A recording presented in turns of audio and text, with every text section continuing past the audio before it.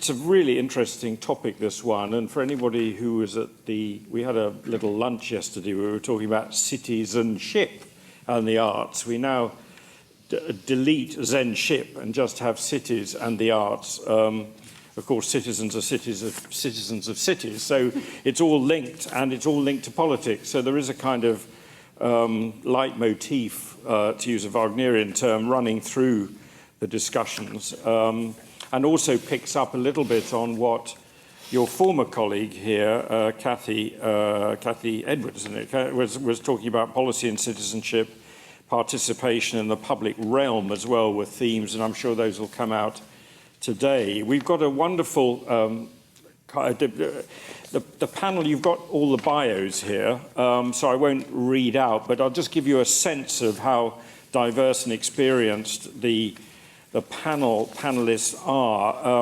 On my immediate left, Shona McCarthy, who's a good friend of mine. She was the founding director of Culture Trust. She's a consultant now. She was chair of OEA, or is chair of OEA Music Centre in Belfast. You still chair of that? Yeah.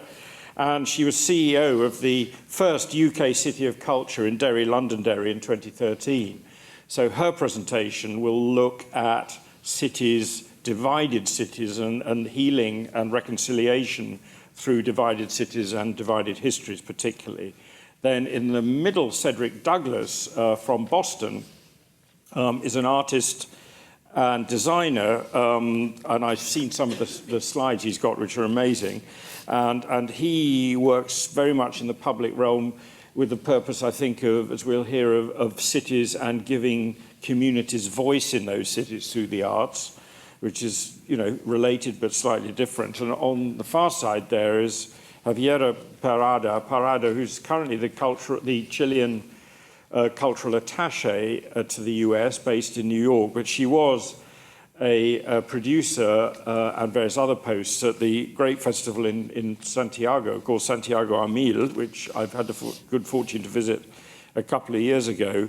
And her presentation will look at festivals in cities and how the Santiago a Mil festival has developed in the aftermath of the dictatorship and Chile's dark years, and how the festival has attempted to sort of really establish and further the cause of democracy. So you've got three slightly different and very vivid snapshots, and we'll be looking at those three case studies straight away. Then I'm going to sort of just put in one example of the work we do, but it's not going to be a formal presentation. But so we're going to start in Chile with Javiera Parada. Javiera.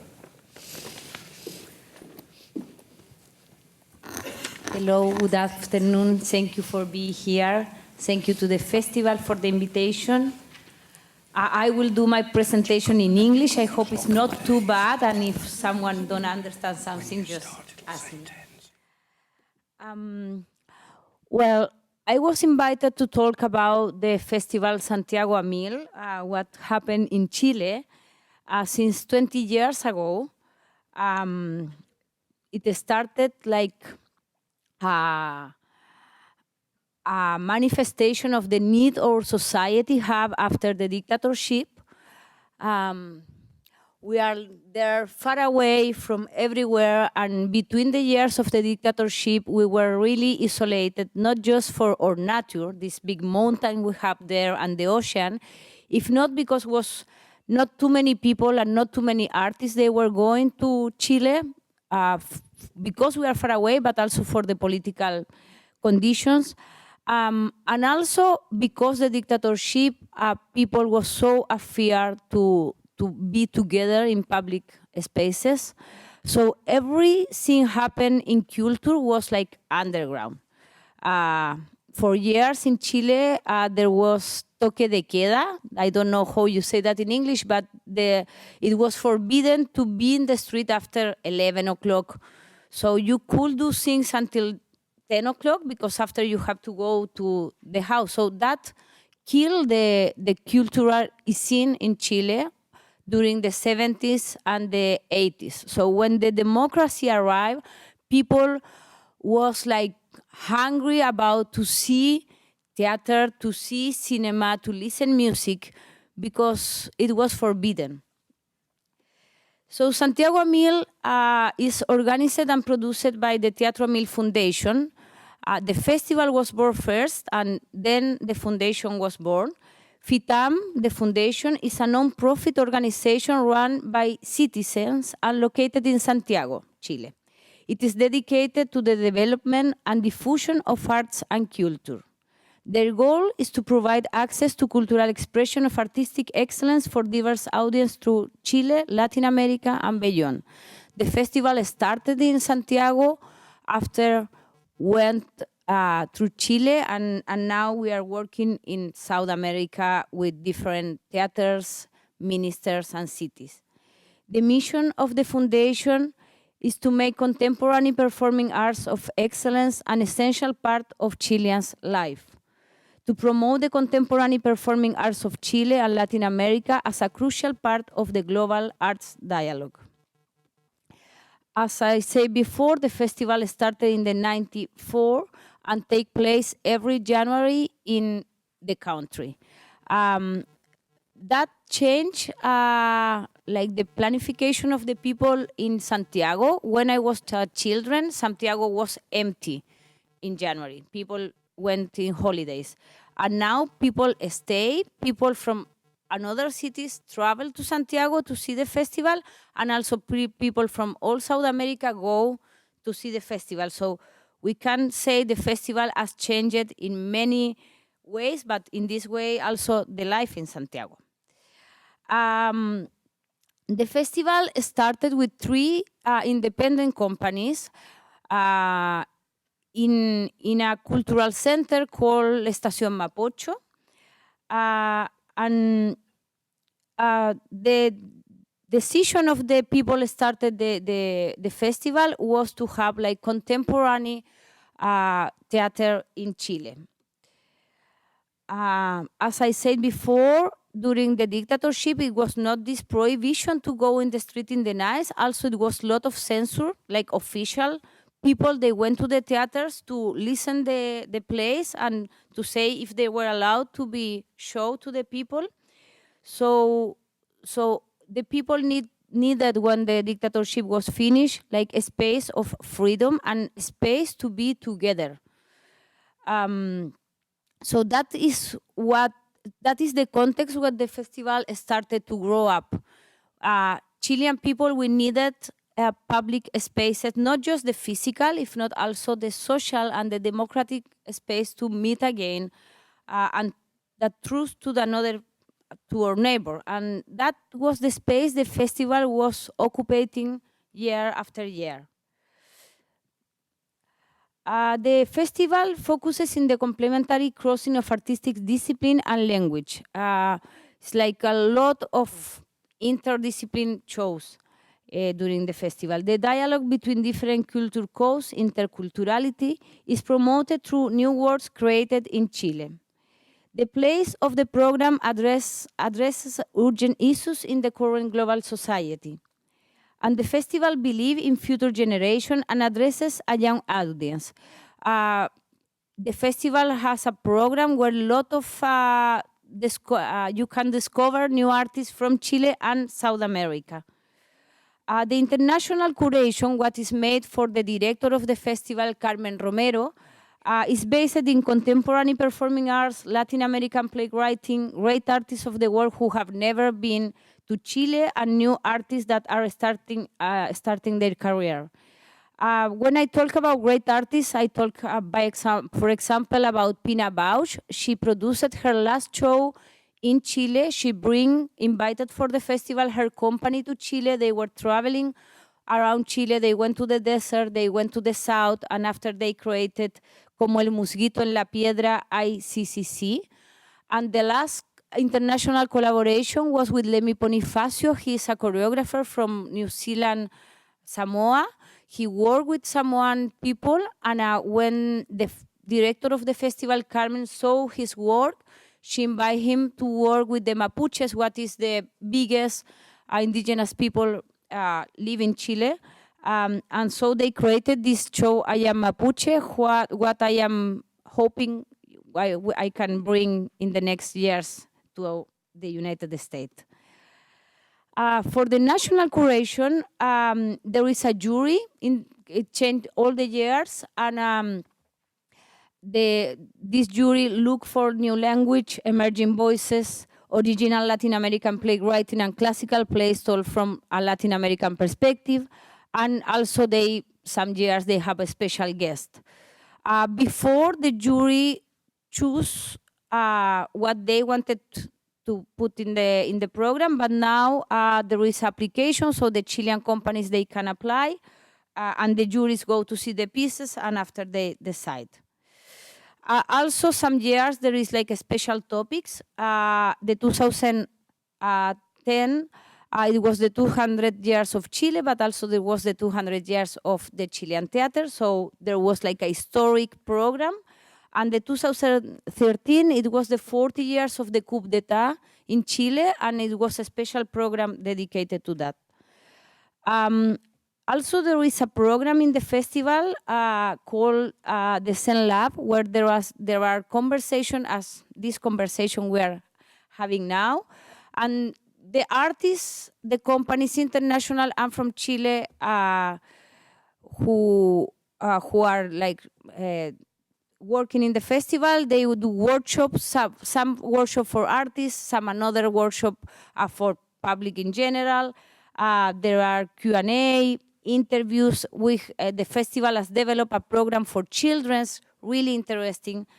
So there is a places not just for see the show, if not also to have some reflection about what the artist do. Another part of the festival is this presenter weeks. That is really important for the companies who are in the festival, because as I said, we are far away, so not too many people can go to Chile to see what is happening in the Chilean theater. And what the direction of the festival decided to do is transform this week not just in a window for the Chilean theater, if not for this Latin American theater. So in this week is concentrated the most of the Latin American program start in the morning, and there are showcases, work in progress, and also obviously the presenters can see the place they are in the normal program. And it's really interesting. There are like 150 people going every year from all around the world. A lot of directors of festivals, theaters, from Moscow, Paris. The last year there were like 50 presenters from the United States. So that there is a really good place for meeting. These presenter weeks made the festival have now this international alliance, by example, with the city of Buenos Aires, with the Teatro de la Ville in Paris. So there is a constant interchange between the festival, the country, with another countries and with another cultural institutions. I have to run because the time is going, but quickly, the festival is made with a model what mix public and private funds. The festival was one of the pioneers in Chile to have private donation. I have to explain, in Chile, we don't have this really good tradition of philanthropy. This country has. So it was a really interesting work what the people of the festival made, convincing to the enterprises of the value to invite in cultural projects. And now there is a lot of another enterprises doing that, but I think the festival was the pioneer in that, and that is a really important thing. Also, the festival work with medias, and that is why the festival is known all around the country. I want to say another importance of the festival is to put people together. Chile is a really segregated society where people don't travel around the city. I mean, rich people, they don't know the rest of the city. I am not talking about like the favelas, if not even like the center of the city. So what happened during the festival is people move around the different areas, and it's a space for the people can meet. Now the festival is going like around Chile, as I said, starting Santiago, but it's going to the north and to the south. Um, and also it's like going around South America. I don't want to take the time of the rest of the people, so I am going across the presentation. Uh, yeah. I mean, the festival have the half part of this program is in the street, is for free, and that is changing the life in the neighborhoods, like poor neighborhoods. They have every year this quality theater and dance program in their street, and the crime taxes are descending during the festival. And we have people they never saw theater before, like seeing theater for first time, and we know that is changing their life. The last edition of the festival ran for 16 days. They come companies from all the 5 continents, and it was almost 500,000 of people. The year 2010 or 11, the Royal Deluxe was in the festival with their giants, and the festival had 3.5 million people this year. So, us being able to have a lot of public in the street, always having like a contemporary program. So the festival has been like really important to recover the public space, as said, as a democratic space, and it will keep like recovering this space because we have still a lot of work to do around that. So that is the presentation.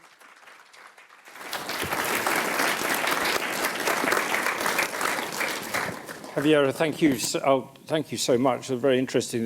Well, Cedric, do you want to go and get set up? And I'll just sort of fill till you're ready, as it were. But really interesting case study. We'll come back to some of that in the discussion, I think, particularly around the impact and the influence across Chile. But I think it's worth noting, actually, that during a lunchtime conversation yesterday, I was just noting, and I think Cedric picked this up, that you know, cities are where the power is these days. Cities actually have much more power than they had before in many countries. They're often got more energy and more influence, immediate influence in terms of public policy in the arts and space than national governments do. And I think these 3 examples show just how that's being articulated. And certainly in the UK, we're certainly finding that the northern cities, particularly in England, but also in Scotland, in Glasgow, in Edinburgh, in Cardiff, and in Northern Ireland, the cities are actually in many ways leading the cultural agenda through the civic government and through their citizens' actions and artist actions.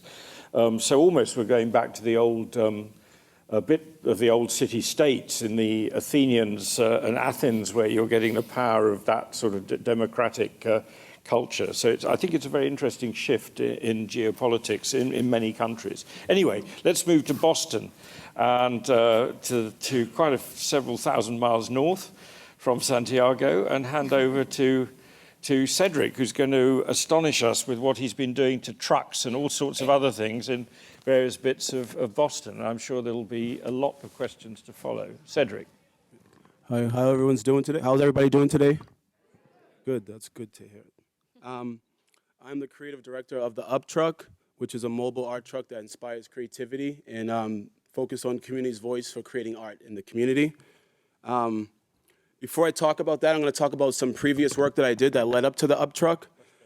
So I was commissioned by a design studio for social intervention in Dudley Street Neighbor Initiative, which are community organizations. And the question was to ask community, if they had $3 million, what would they do to improve their community? And people don't go to community meetings. You know, they have community meetings. People don't have time. They're working 3 jobs. So the idea was to get people, while they were catching the bus, to get their feedback to write what they would do. A second part of that project was I had this idea of people read the newspapers a lot in Uplands Corner community, which is a part of Dorchester in Boston. And I said, what if I took the paper and redesigned the paper? So the Metro newspaper is a local paper that's free.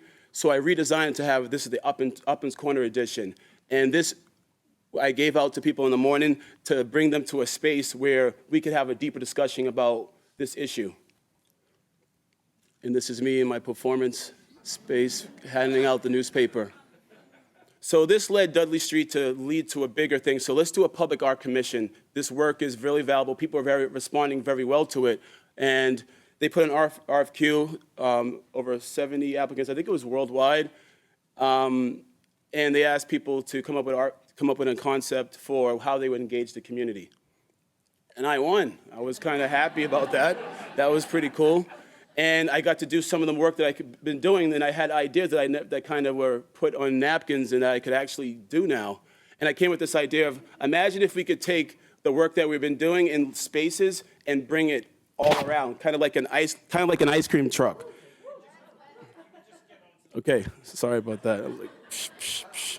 So it's kind of like an ice cream truck. Imagine delivering ice cream to people, but imagine bringing ideas and creativity. So that was that's what motivated me to do this project with the truck. This is my team. One of my team members, Julia Roth, project manager / creative collaborator, and my secret weapon is here. And this is the rest of my team. I work with youth in the community, which I think is important, so people can see youth working with me and doing creative things and positive things. It's in the community as well. So this is the first event, one of the first events that we did. So can we make people Picassos for the day?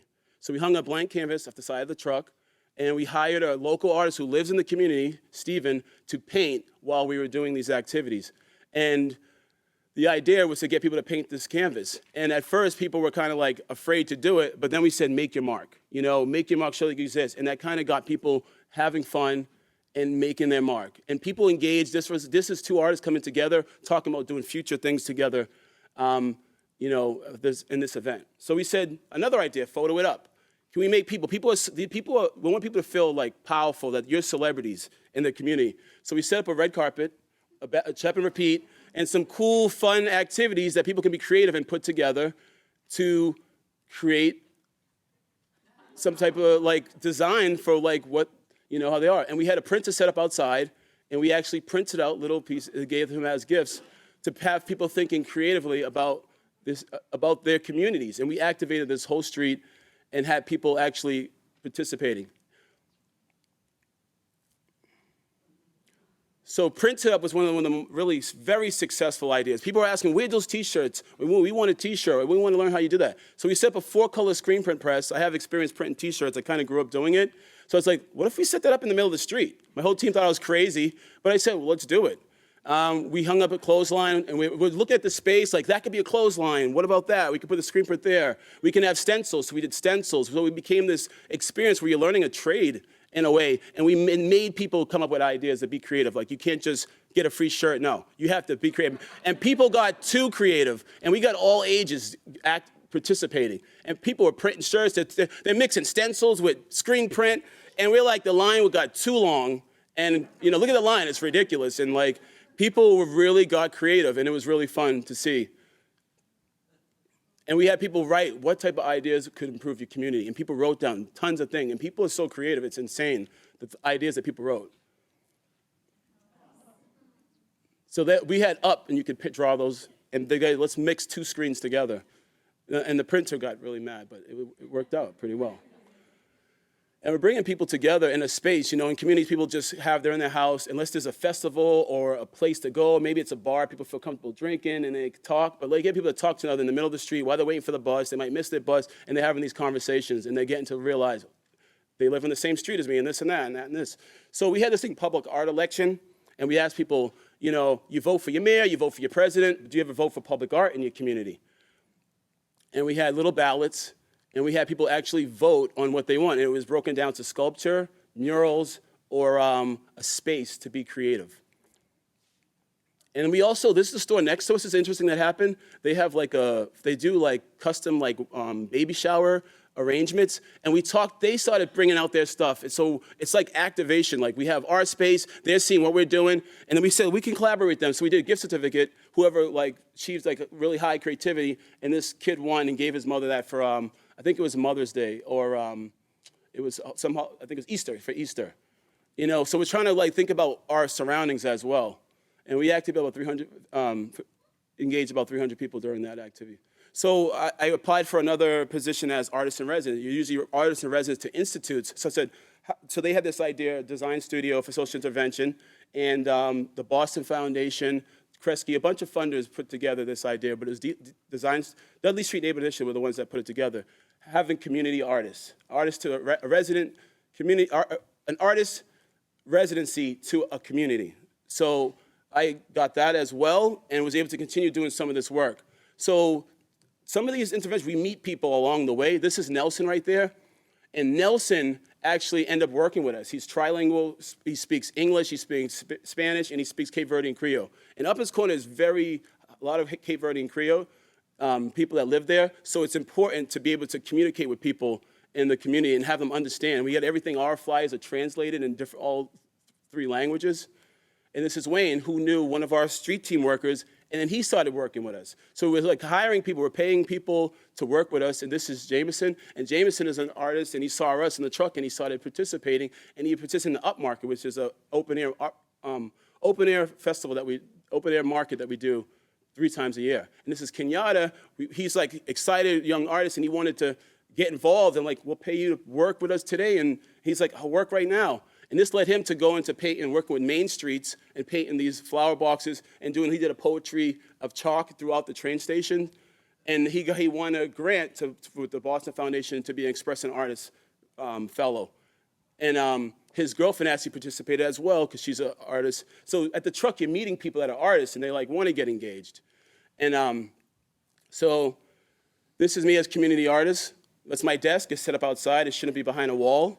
And I work right out in the street, 3 times a week. And this is me engaging community. One of the first things I did is portraits. People ask me in Thought Bubbles what we ask people. I want to learn how to do I want to learn portraits. I want to see portraits.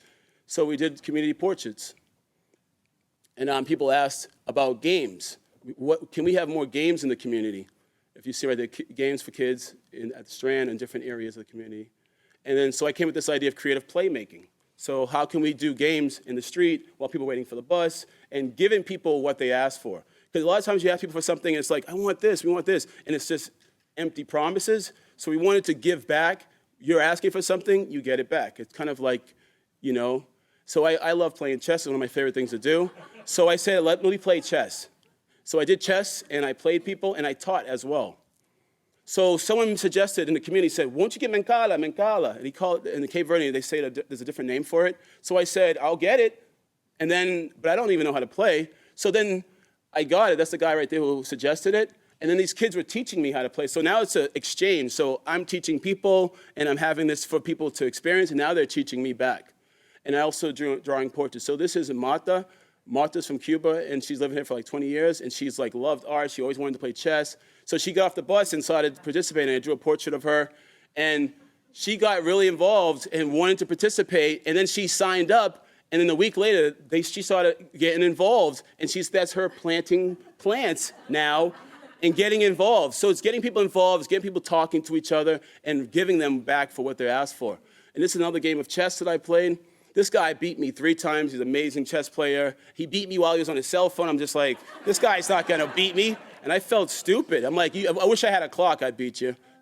So people ask me for graffiti, and that's one of the things I do. I'm a street artist. So I said, okay, I'll do something, I'll do it. So I did a little portrait while people would come by, while I'm playing chess in my space outside my office.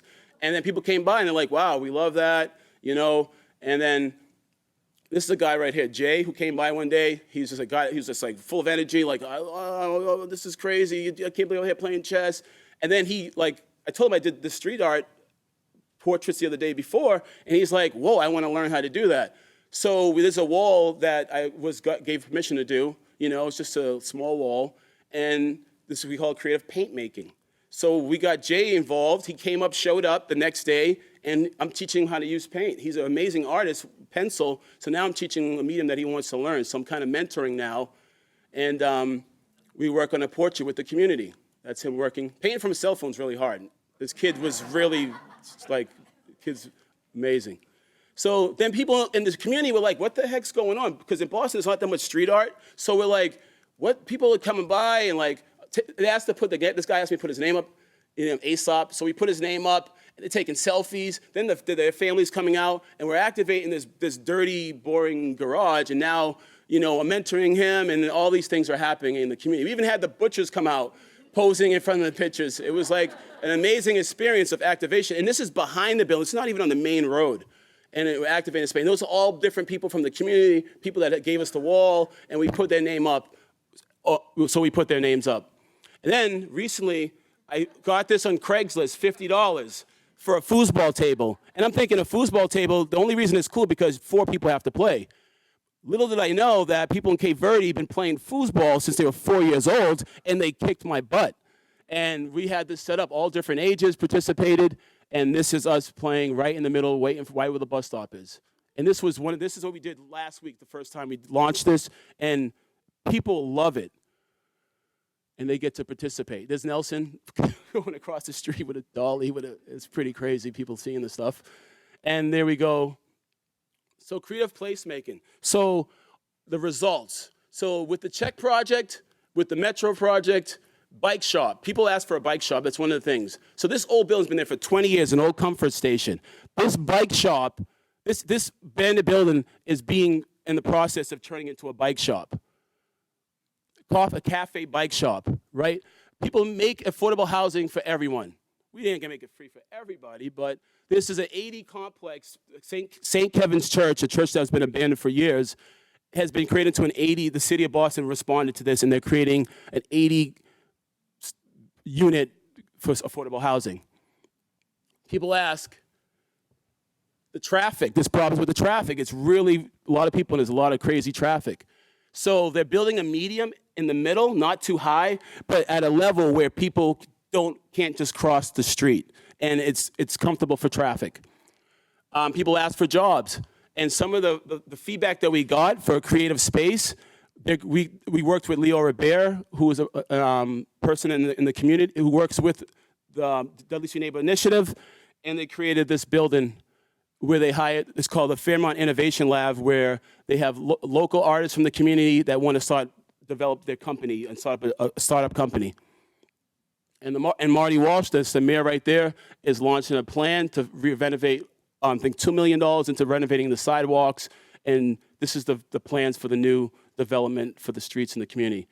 And as for the graffiti, we're working on possibly doing some type of thing with the graffiti, and people mention things about a stoop festival and a lot of cool ideas that we're trying to do in the future at the end of this year and next year.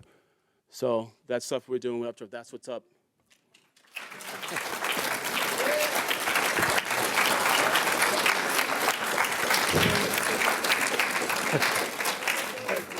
Cedric, fantastic. An awful lot to pick up there later. It sounds that you ought to be running for mayor of Boston to me. But anyway, it sounds like a one-man city transformation.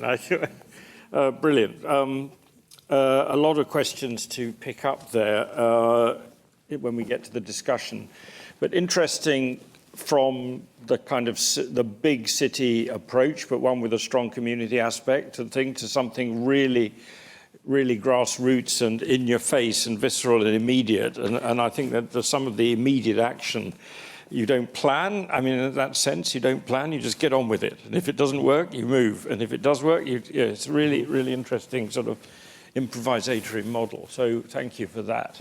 Well, let's move on to Shona McCarthy, who and her picture of, I think, you're going to concentrate on Derry, Londonderry, are you? A little preamble. A little preamble, but one of the great transformation stories in the UK, and those of you who remember the Troubles in the 70s, 80s, and 90s will be amazed at the transformation that continues to happen in Northern Ireland. It's certainly not all lovely and happy, but it's a hell of a lot better than it was. And, you know, both Derry, Londonderry and Belfast are now great places to visit for culture and heritage and the people and the food and everything. So Shona's going to take us through a bit of the transformation, I think, in that really hot spot of Derry, Londonderry, with a preamble.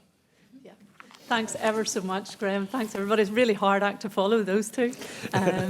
But it's a real pleasure to be here, and I have to thank you for giving me the opportunity to be able to say to people back at home, I'm going to speak at Yale. I've had loads of mileage out of that. I've worked in the cultural sector for 25 years, but I've selected 3 specific stories that I hope speak to some of the themes we're discussing here. Way back in 1991, I was one of the original organisers of a children's film festival in Belfast. It was called Cinemagic. This was before the ceasefires and the peace process. There were still bomb scares on a daily basis, and people were still being killed on our streets. It was hardly the most obvious location for a children's film festival. The project was met with mild cynicism, to say the least. I was born in 1968, the year the conflict in Northern Ireland really took off, but my mother tells me it wasn't my fault. My growing up experience was a daily diet of the political situation there and the relentless minutiae of the differences between our 2 dominant Christian communities.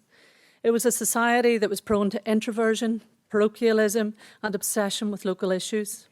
Cinemagic was a way of exposing young people in Northern Ireland to a bigger world than the one that I had grown up in. It was a way of bringing the world to them and their families without the need to travel. It was my first real job, and I led the organisation for 10 years. Its impact and reach had a profound effect on my work and approach thereafter. It captured the imagination. It proved that even in seemingly the most unlikely places, magic can happen. We showed films and we brought directors and makers from all over the world to share their stories and their contexts, and young people themselves became the programmers and the juries and the critics. It brought support from across the industry. Ralph Fiennes, Helen Mirren, Michael Keaton, Bob Hoskins, Roy Disney even flew in on his private jet. We had cinematographers and set and costume designers. They all came to Cinemagic to lead workshops and share learning. We took the festival beyond Belfast to Derry and then to every town in Northern Ireland that had a cinema and brought experience to young people in their own places. We went from an audience and participants of 1,000 in 1990 to 25,000 in the year 2000.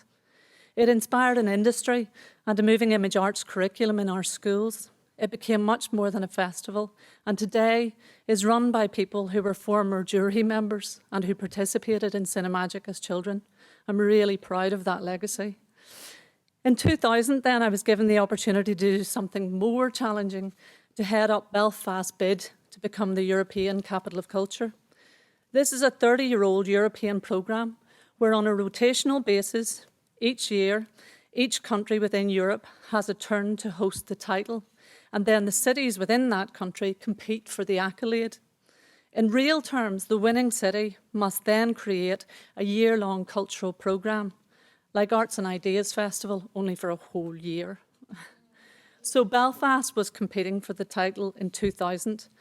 This was during the early faltering days of our peace process, and our company was aptly called Imagine Belfast, or as Northern Irish people said at the time, I write, imagine, Belfast.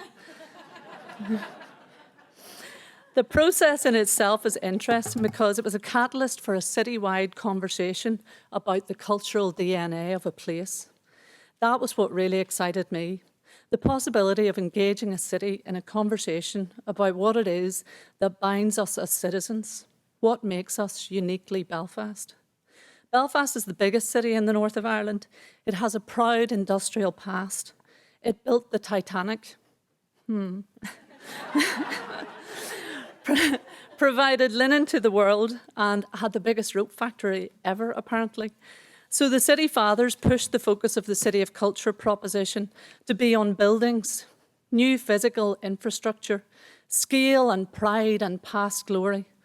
The plans predicted a new centre to celebrate the Titanic story, new theatres and galleries, and extensions of existing buildings. Belfast didn't win the title, but it got all of its buildings, all of them. More interesting, in my view, the citywide conversation that happened with culture as the driver resulted in the first public expression of an aspiration to bring down the walls, both the actual physical ones and the psychological ones dividing our communities. At the beginning of the peace process, Belfast had 9 miles of wall dividing the city. Not many people realise this, but it now has 21. One could argue that it was easy to create the buildings that we had identified in our imagining of Belfast, but it is a much harder thing to deal with the more abstract people issues that are about changing mindsets and attitudes, reconciliation, confidence, pride, forward thinking. This requires long-term ideas, education, a voice, and cultural participation. The Northern Ireland Executive has committed to bringing down the walls in Belfast by 2023. There is a lot of work to be done. Belfast is a work in progress. There is unfinished business there. So finally, I want to talk about Derry, the second city in the north of Ireland. And perhaps this story brings me full circle and makes sense of a journey travelled for me and that is still unfolding. In 2010, Derry competed for and was awarded the first UK City of Culture title, a complex accolade in that it was a UK title awarded to a city whose majority community see themselves as Irish. Derry has its own DNA, a city with a history of political conflict and violence, a city with a heritage of siege and more recent history of Bloody Sunday, but it also has a history of dealing with the thorny issues, a history of culture and arts and creativity, of civil rights. Seamus Heaney, Brian Friel and Field Day Theatre, the Orchard Gallery, great music, radical thinkers and changemakers. It is the home of Nobel Prize winners for literature and for peace. The City of Culture became a platform to tell a new story for Derry that would bring to the fore all that is positive about the place. Through the engagement of local people, we set out to transform the perception from within and to the outside world. The Culture Company was set up to be the lead agent in delivering the cultural programme for Derry Londonderry, the first UK City of Culture in 2013. I was the chief executive of the company for its 3-year lifespan. The challenge was to put together a year-long cultural programme that would be transformative for the city and its people. On my first day in the job, I was given a BlackBerry, a second-hand laptop, a commitment of 2.6 million from the local council, a city full of expectation, a very cynical media, and a financial target of 22 million, and effectively a year and a half to put it all together. This time, there was no time to focus on buildings. The answer had to be engaging people through programming and content. It was crucial that Culture Company were not the sole agents, but a central hub for partnership working, for leadership, for ideas generation and enabling support. Our job was to take the title and use it as an opportunity to do new things, to raise ambition, participation and quality. The scale of the challenge was enormous. In the early months of the process, 2 pipe bombs were placed outside our offices by people who objected to an Irish city hosting a UK title. Perhaps because of our particular challenges, we took our guiding narrative from a poet and not an economist. Seamus Heaney's words, "Sow hope for a great sea change on the far side of revenge. Believe that a farther shore is reachable from here. Believe in miracles and cures and healing wells." This became our spirit guide for our City of Culture year. We tried to take an approach that was right for Derry, an approach that transcended narrow definitions, old cliches and stereotypes. We focused on programming and content, and that worked. The programme had a balance of large-scale public events, but also long-term educational and community-based initiatives. The 2 major themes of the year were joyous celebration and purposeful inquiry. Joyous celebration was about allowing a city that had experienced such dark times to be joyous and look to the future. Purposeful inquiry allowed us not to forget the past and the journey travelled, but to look to our history through the lens of culture and art and create a new dialogue. Another guiding principle was edge to centre, a challenge to ourselves to bring those on the edge of the city's cultural life to the heart of it. And I'm going to just show you some quick photographs to give you a sense of what it actually looked like. This actually is an image from the Peace Bridge, because one of the most important pieces of physical infrastructure to happen in Derry was a new bridge that connected the two sides of the city that were traditionally disconnected.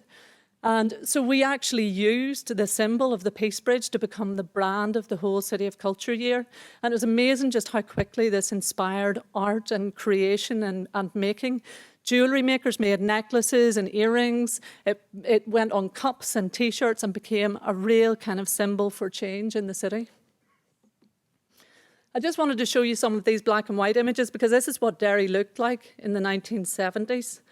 You know, it was a very difficult and troubled place. This is an example of one of the walls. This one was in Derry, but today, as I said, we have over 20 miles of walls still in Belfast, higher than the Berlin Wall. This photograph is a really important one because as part of the City of Culture year, we did a lot of exhibitions. And this was taken by a French artist called Gilles Caron. And we had an exhibition of his work during the City of Culture year called Picturing Derry. This image took up the whole of the back wall. And word went out to this woman called Anne Kelly that we think you're in a photograph in this exhibition. So this woman came in and stood in front of this image every day for 3 weeks because she didn't remember it being taken. Oh. This is her today in front of the same street. And her name is Anne Kelly. And she said she didn't remember the photograph being taken, but she remembered her sparkly shoes. So there you go, ladies. The shoes are always important, even in that situation. But this exhibition became so important because it connected people. It connected sort of older people who were pre the conflict. It connected people who were part and parcel and had been involved in the conflict. And then they brought in their children who had no concept of their city being like this. So it created an intergenerational conversation across the city. Music City Day, the 21st of June, the longest day of the year. We had music from the start to the end. We started off at the ancient stone circle in Donegal, where we sang In the Dawn with a dawn chorus, and thousands of people arrived to sing In the Dawn. You see them here. We went from there to what we call the Sky Orchestra, where we had these hot air balloons that floated across the city at 6:30 to 8:30 in the morning, playing orchestral music to the people as they woke up. And I was able to tell our unionist politicians that it's official, Protestants get up earlier than Catholics in Derry. They really loved that. We had the biggest sing-off ever of Danny Boy because it was 100 years of the writing of Danny Boy. A bit like, I mean, I was so inspired by Cedric and Javiera because this was partly what the year was about, bringing people out into the public realm to reclaim public spaces in a sense of joy and celebration. So a lot of the sites even that you see here, this Danny Boy sing-off happened on a former British military barracks in Derry. You see the buildings in the background there again. So public spaces were reclaimed during the year. We called back all of our famous sons and daughters for the opening concert. So you see there, we have Dana, who won the Eurovision Song Contest. We had Gary Lightbody in Snow Patrol, Damien McGuinty from Glee, Nadine Coyle from Girls Aloud. We even had Phil Coulter back to sing the town I loved so well, The Undertones. We reclaimed old buildings and the heritage and story of the city, the shirt factories. Artists took over these kind of artifacts and reshaped them into gallery spaces. We had a sewing machine orchestra in the shirt factory. Really kind of imaginative new products created out of the history of shirt making in the city. We worked with national and international artists like Hafez Schechter, but we didn't just ask them to come and bring their work to our city and perform it. We asked them to come and work with our dancers and our musicians and to do something extraordinary with them. And that process in itself these people were able to tell us afterwards, this has changed our practice and how we work. And it really boosted the capacity and the belief in themselves and our own artists. We did incredible fun things. There's a real obsession in Derry with the Guinness Book of Records. So this is the biggest number of brides ever on a peace bridge on a Saturday morning. There was over 1,000 of them. And can you believe there was one real bride who was incredibly forgiving in the middle of that lot? It was just incredible fun and great photographs as well. This is the second one where the biggest number of Annies saying it's a hard knock life ever. This is them on the former military barracks doing It's a Hard Knock Life, and they did it. They won the Guinness Book of Records for doing this. We had music programs. Every school in the city was involved in what we called the Music Promise, which was a promise for young people to access music learning during the whole City of Culture year. They went out into homes and played Bach's Ninth in people's houses. The return of Columkill, our ancient hero, Columba, the monk and saint who went off and brought Christianity around Scotland and England and various parts of Europe. We imagined that he'd come back to his city and we'd tell him the story of what had happened since he left. Part of the story we discovered was that he had done battle with the Loch Ness Monster and sent the Loch Ness Monster. So we stole Nessie from Scotland, and 1,000 local people became the storytellers for this piece.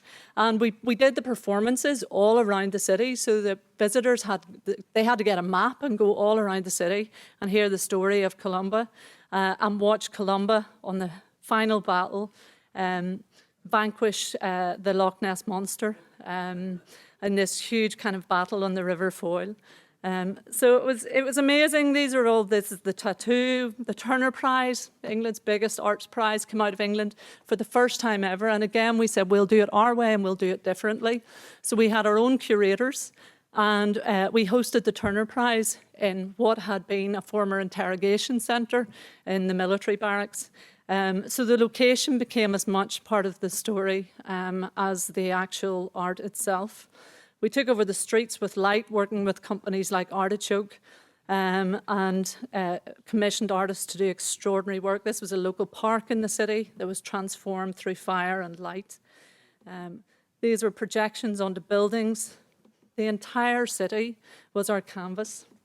We made space for romance in a city which didn't seem to have a history of it, but it was always there. We built bridges literally and metaphorically. We transformed our buildings through art. We reimagined what it's like to be home. We celebrated joyously, lots. And we danced, and we danced, and we danced.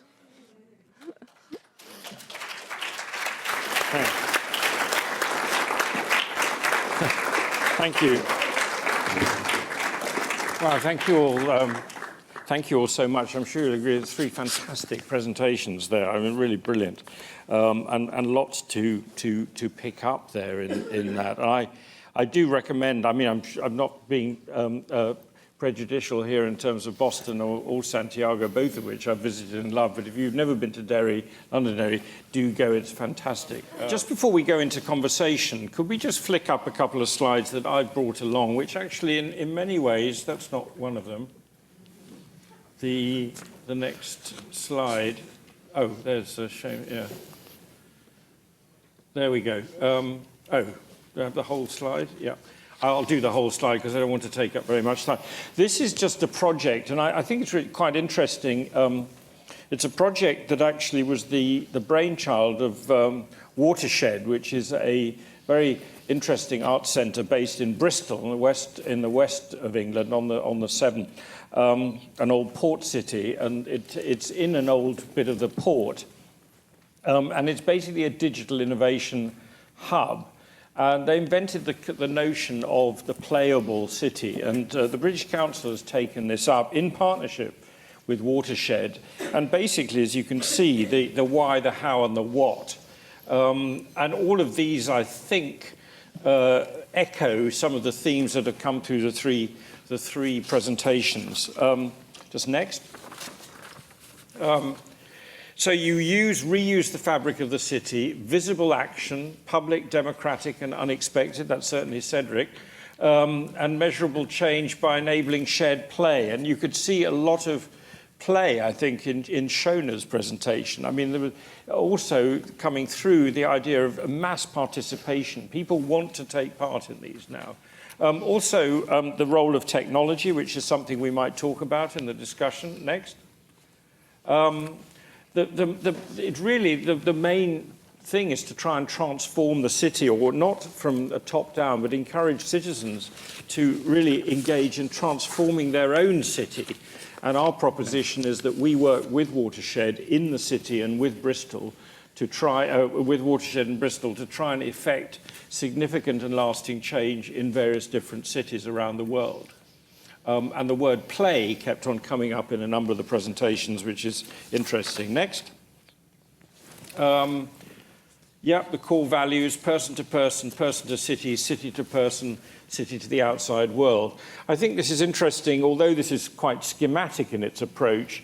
I think it does sum up, again, some of the examples that we've seen in all three presentations. And it shows how the arts, I think, can unlock that social dialogue amongst citizens. And I think all this is important because you come on to the next, which is, I think, audiences there where you put participant citizens at the heart of all that you actually do. And I think the next slide just, And so what I would want to come on to, I think, with our discussion is where we see the impact.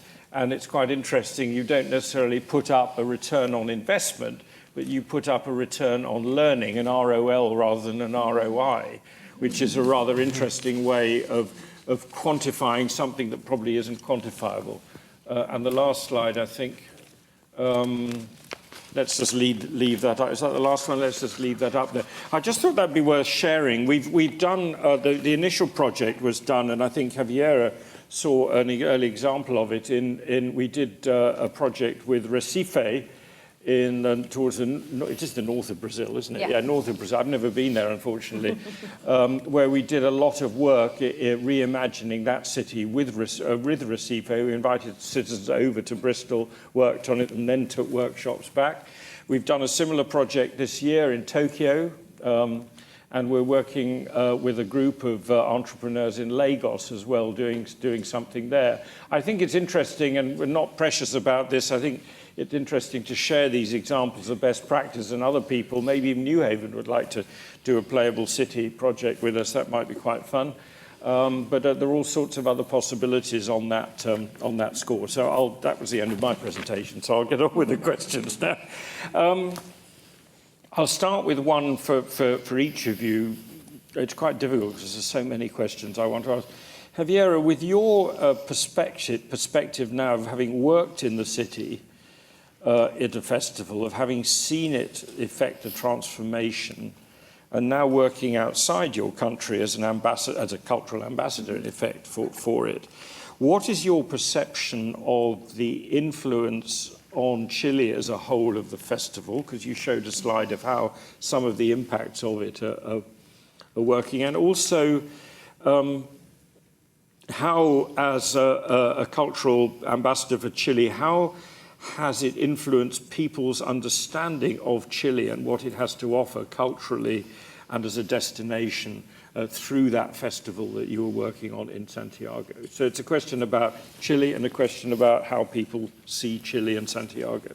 Well, I think the festival is like, it changed not just the life inside of the city and the country, if not the perception that we have in Chile, in the world about Chile, because I have been traveling the last 10 years around the world, and the festival is known for another people work in the theater, is seen around the world, and companies know about the festival and they want to go to the festival to play, because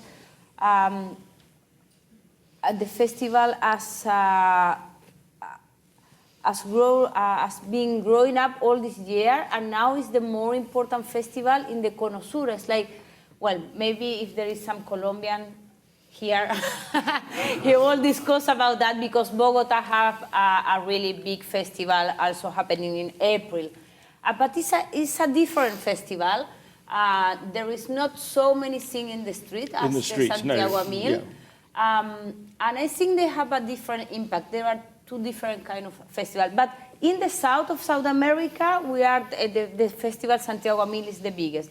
So for one side, what happened in January in Santiago is this occasion with people meet. So I was going around Santiago with the director of a foundation of one of the 5 richest families in Chile, Paola Luxich, and I saw her discovering cultural centers in some part of Santiago she didn't know doesn't exist.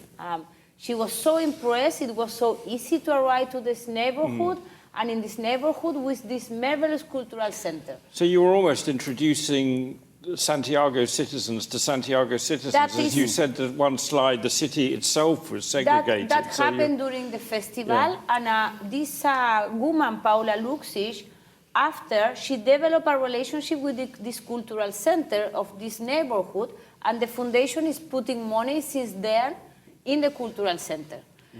So these possibilities to meet is something really important in a country where people until a few time ago were a fear of one another. And for the international image, we are like a good publicity for our country, and the festival is a good publicity for Chile. And I know like the number of tourists going to Chile in January, they are like a lot more higher than... Measurable economic benefits there as well. But it's competitive. You mentioned Bogota. You threw down the challenge to Bogota. I mean, it's quite competitive in South America, isn't it? Because, you know, Buenos Aires wants to be a creative city and Bogota wants to be a creative city. I think this international alliance the festival developed, they are really important. Because what is happening is when an important and big company from Moscow is going to Santiago Mil, what the festival does is to be in contact with the city in Buenos Aires, with the Ministry of Culture in Peru, with the CESC in Sao Paulo. So what happened at the end is the European or North American companies or New Zealand companies are having like South American tours. So that for the festival is like a good thing because they don't have to support all the expenses, but also for the companies it's a good occasion, not just to go to Santiago to play 3 times, if not to can go at least to 3 cities in 3 different countries. Thank you. Now, there's so much more. I want to get in one question to each of you before opening it up. I mean, Cedric, that was a whistle-stop tour of, you know, what most people would take 15 years to do, I think. I'm just struck, interestingly enough, by the last slide where we finally see the mayor of Boston. Was it the mayor? Yeah, doing something. And I've got a question about influence, about how you believe you are, with this, what I call a positive, but direct action on the street, sort of in your face, responding to what people need. It's a 4-fold question, but you put up so many slides, I've got to ask all the questions in one. Is there a way that your festival is cloning, your ideas, your work practice is cloning itself through Boston so that it has a larger impact? So it's not just you, but there are other Cedrics in other parts of Boston. So are we getting an impact now in scale? Is that beginning to influence broader city policy through the mayor?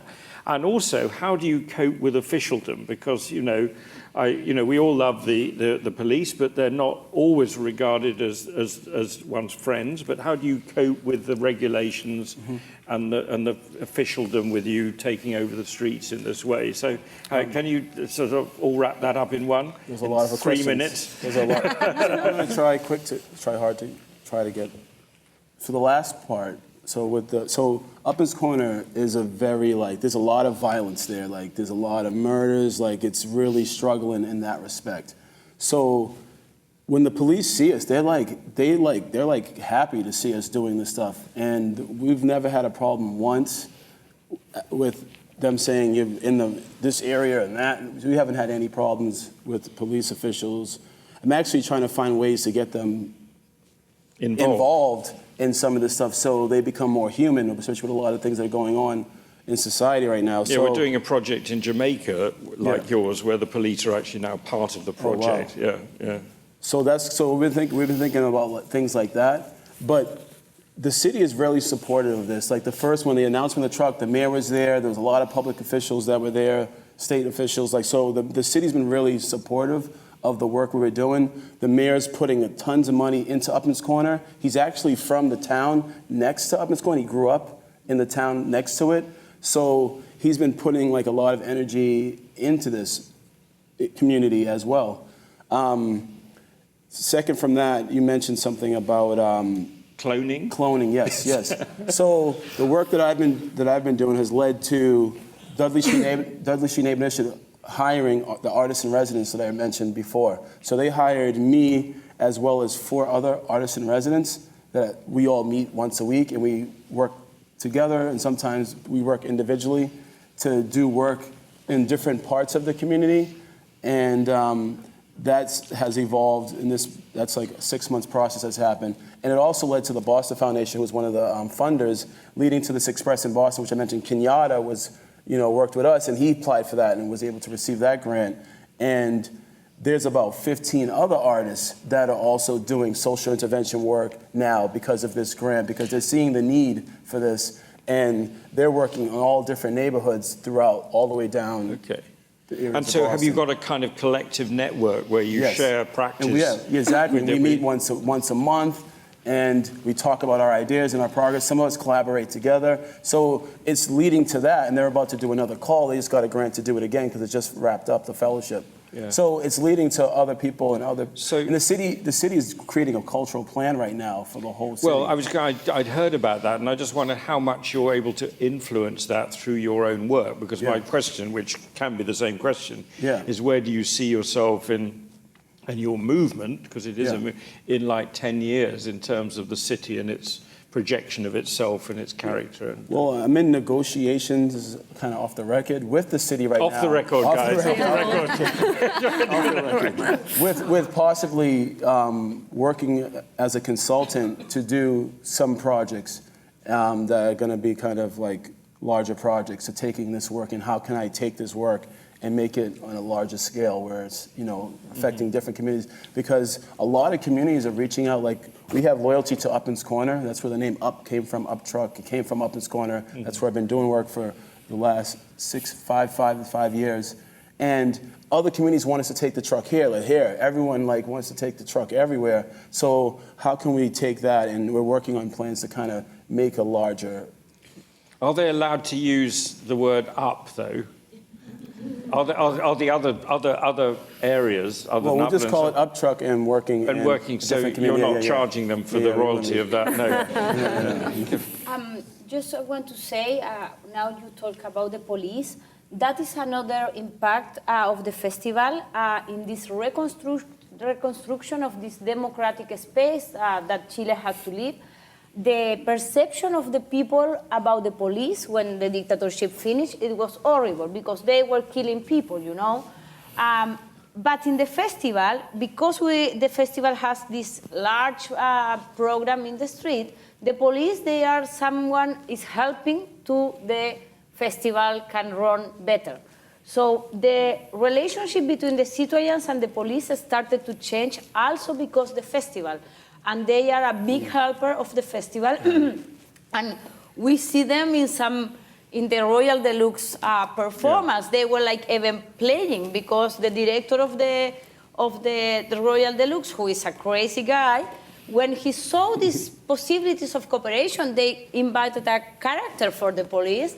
And so one part of the show was have a policeman protagonist. So that is in these dimensions also is the reconstruction of this common space where all of us can live together, even we have different histories.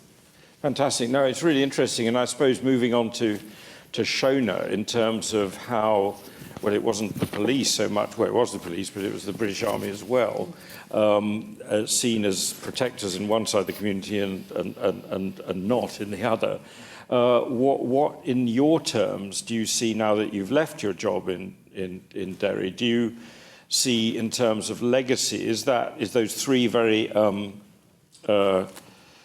themes, the joyous celebration, the purposeful inquiry, and the edge to the centre, do you see that still living on, and do you see a change in the relationship between the authorities and the people, in the same way we're just beginning to hear from Cedric and Javiera? Are there any similarities or differences? Massive similarities. I mean, I'm completely struck by that conversation.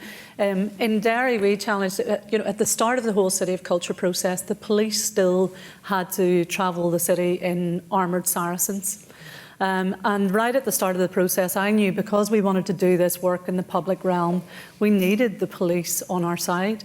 And I'll be honest with you and say that even within my team, whenever I said, look, we're going to have to work with the police service here, I had people within my team going, there's no frigging way I'm going to work with them, because of the history of their role in the city. But we challenged them, and the police actually recruited 4 officers to work with us throughout the entire process. Now, once people started to get over their kind of historic attitudes, they became known as the culture cops. And they became part and parcel of the whole team. And by the end of the City of Culture year, they were on bicycles. So that just kind of, to me, completely illustrates the change and the difference. I want to say something as well, Graham, about impact and about how we measure impact, because I was so struck by that conversation yesterday.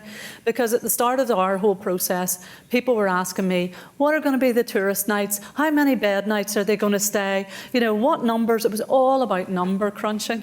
And to get the investment that we needed from government in particular, we had to crunch the numbers. But what's really interesting is that it was the most peaceful year that Derry has ever known. And we spent £22 million on culture that year.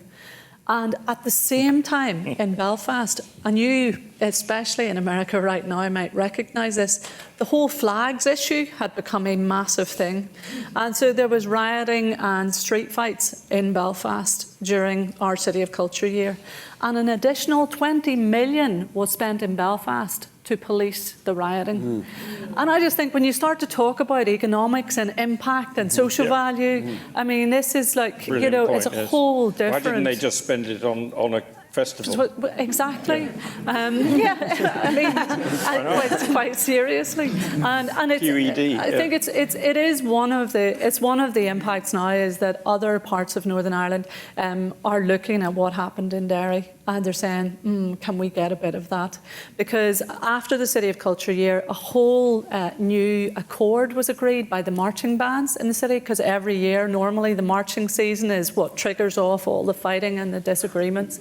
And because we had got that group, Hoffe Schechter, the dance company, whenever they came to the city, we didn't just say, get musicians. We said, look, there are musicians in the Loyalist marching bands who've only ever known how to play in marching bands. Couldn't you work with them? So 10 of the guys who were Hoffe's musicians were marching band guys. And all of this kind of work, the biggest Irish festival on the island of Ireland had never been to the north. It's called the All Ireland Fleadh, a big festival of traditional Irish music. It had never been to the north.